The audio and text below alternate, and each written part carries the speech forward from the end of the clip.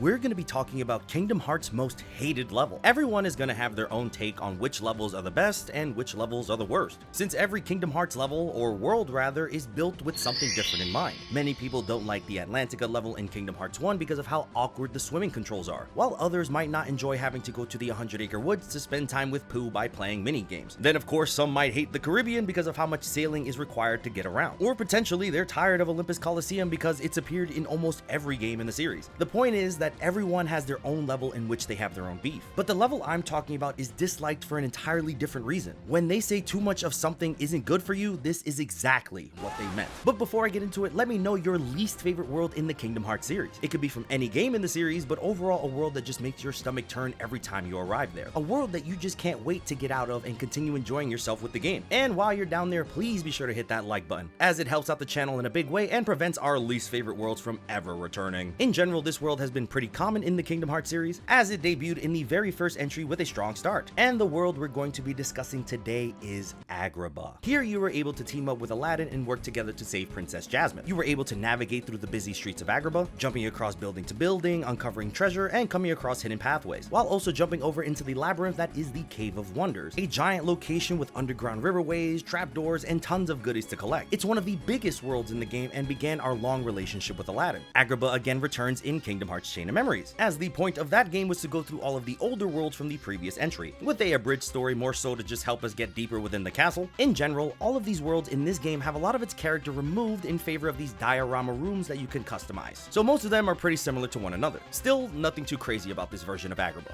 Then we jump into Kingdom Hearts 2 for another journey with Aladdin and friends, this time preventing Jafar from returning and failing horrible at it, and we get a full minigame carpet ride, taking on Heartless and soaring around the desert at the same time, with new Heartless boss fights and a new Genie Jafar to take down. It was a pretty decent world experience, nothing too out of the ordinary. Kingdom Hearts 358 over 2 days has its own version of Agrabah with new locations to explore, and a new set of plot lines for Aladdin and friends as they're working together to restore the town. This world completely skipped out on Birth by Sleep, which is fine. I mean, what are we gonna get? Baby versions of everyone to play along with Aqua and Ven?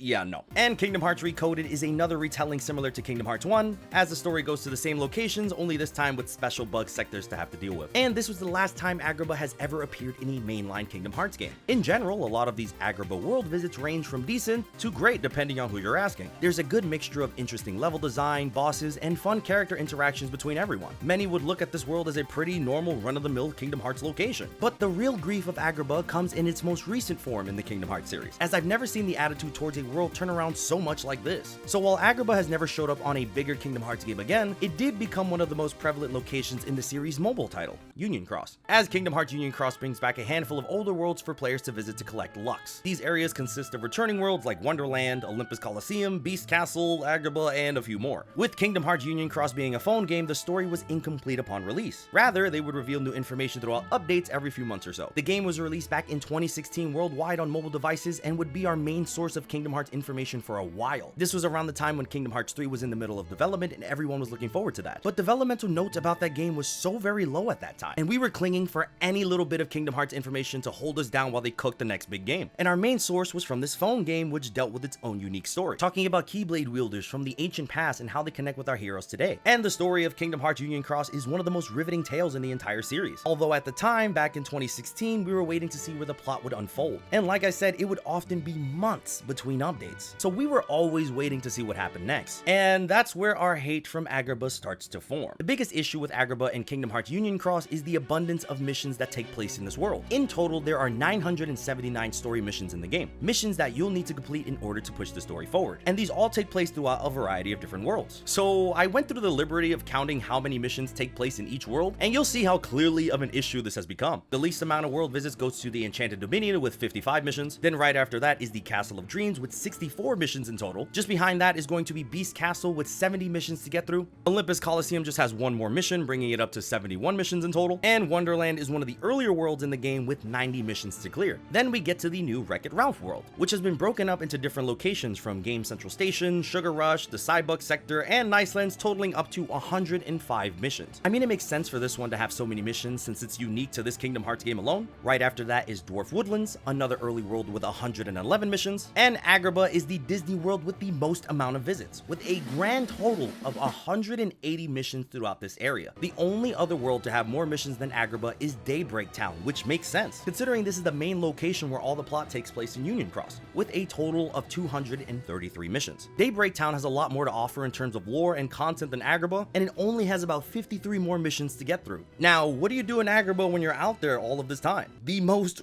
random task of the day missions that you can think of. You'll be spending time hunting down certain heart lists, finding thieves, returning medals, helping friends, collecting rupees. The point is, if you have a task that could be done, it's likely going to be taking place here. Agrabah is the most prevalent world in the game, and it wouldn't be an issue if it weren't for the release schedule of the content. I want to give a special shout out to Spin-54 because they created a very extensive spreadsheet keeping track of every Kingdom Hearts Union Cross update. So with this, I'm going to give you a few examples of how bad Agrabah abundance was in this area. If I'm going to be mentioning dates, they will be all for the global release of the game, not the Japanese. So Agrabah Mission 736 released on April 12th, 2018, and you wouldn't get another world visit until September 14th, 2018, meaning just 5 months of just straight Agrabah updates for the missions. We got new Agrabah missions with no new story updates in between.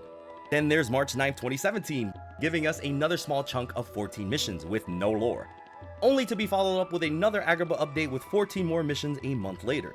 I mentioned how it would often be months between updates for this game, and we were so thirsty for Kingdom Hearts anything. We were clinging for a pulse anytime Union Cross did anything. So when a new update would finally come out for this game, and you boot it up, only to find that you have another 15 missions in Agrabah, helping Aladdin do whatever housekeeping he needs to get done, and the world for the most part is just an empty desert. You'll be defeating Heartless, completing missions, only to come back and do the same thing in a different font. Because of this, there grew to be a certain fatigue around Agrabah, where Kingdom Hearts fans have a visceral reaction to seeing this area. And some have even developed a phobia towards this world, not wanting it to appear in a Kingdom Hearts game again. I mean, personally, I'm not really sure what else they could do with Aladdin or Agrabah for Kingdom Hearts. I feel like we tapped into everything that this world has to offer in terms of pushing the story forward. This was also a time where the global release of the game and the Japanese version of the game were often several months apart with their releases. This meant that non-Japanese speaking players were often looking online to find out what happens next, since Japanese players got the lore so much earlier. It was really bad in this era, let me tell you. To give you an example, a Japanese update for Union Cross dropped on September 20th, 2015. That exact same content officially released in English on April 21st, 2016. A total of 214 days between translations. And this was for almost every update for the entirety of the release of Union Cross. With Japanese players getting the game so early, the need to want to play the game started to vanish more and more. So that didn't help Agrabah either. Its inclusion in Union Cross and the abundance of missions made the area so hostile for many, and I'm one of those people. Back in the day, I was really into Union Cross, completing story missions as they came in, but every time I had to go to that godforsaken desert, it was like taking poison damage, because I knew at the end of all these missions that I was maybe going to get a sliver of lore that I can enjoy, but I had to help Aladdin track down Abu for the millionth time. It's one of those situations where too much of a good thing can turn bad, as I feel no one has any other issues with the worlds of Union Cross. Just 180 missions dedicated to one world will start to degrade each visit. There was one point where I hit another mission in Agrabah that I never wanted to touch the game again. Funny enough, you can't even touch the game anymore, as they made the mission content completely unplayable in the final update, only leaving players the option to customize their Keyblade wielders. So this issue with this world is strictly locked away in the memories of those who have played the game back in the day. From that point on, I was looking for Union Cross lore on Twitter whenever it was released, because I was just not having a good time going through these missions. And I feel like Union Cross has permanently altered how people feel about Agrabah. When people see sand in a Kingdom Hearts game from now on, they're just gonna start going like this. Yep,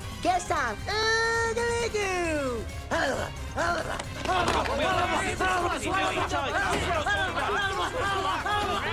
Which is a shame, because I really do like Agrabah's inclusion in the other entries of the series. I've always been a big fan of Genie and his abilities throughout the Kingdom Hearts games.